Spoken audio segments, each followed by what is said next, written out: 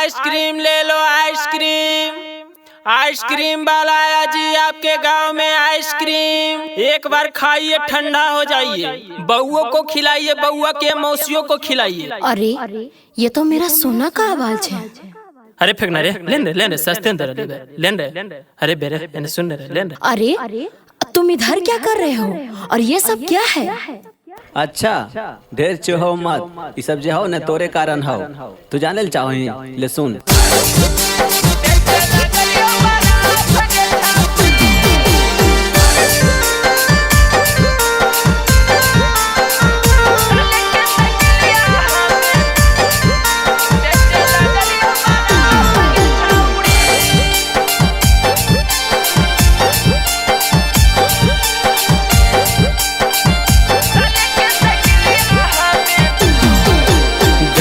गाने चाहिए चारों तरफ गे छौड़ी।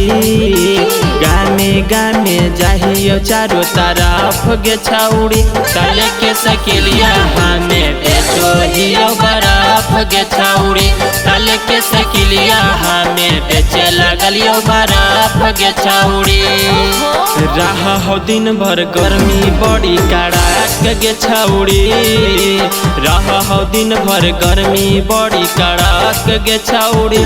तले के सकिलिया हमें बेचे लगलियो बर्फ गे छौड़ी। तोरे चक्कर में हमें बेचे लगलियो बर्फ गे छौड़ी।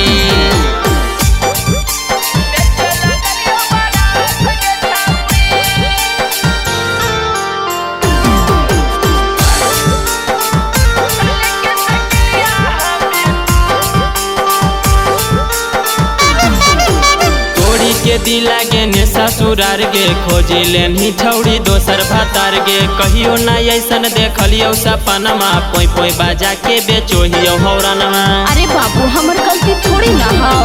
तोड़ी के दिला गे ने ससुरार गे खोजी लेन ही छौड़ी दोसर भातार गे। कहियो ना ऐसन देखलियो सपनमा पोई पोई बाजा के बेचो हियो हौरनमा। जीते जी तू भेज देनी नरक गे छौड़ी।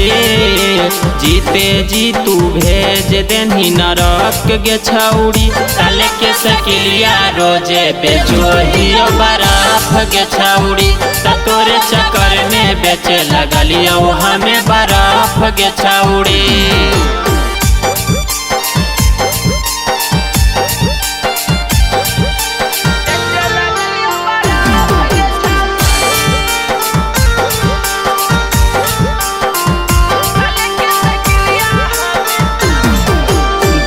हल तोरा पर कितना ध्यान गे। यादव गोपालवा के हनी परान गे। आईफोन मांगन ही ताई आईफोन दे लियो। तोरा चलते अपन किडनी बेचलियो।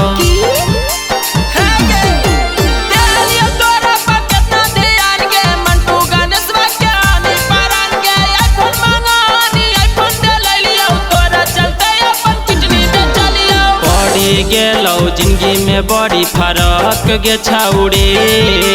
पड़ी गेलो जिंदगी में बड़ी फरक गे छौड़ी। तले के सकिलिया हमें बेचे लगलियो बर्फ गे छौड़ी। तले के सकिलिया हमें बेचे लगलियो बर्फ गे छौड़ी।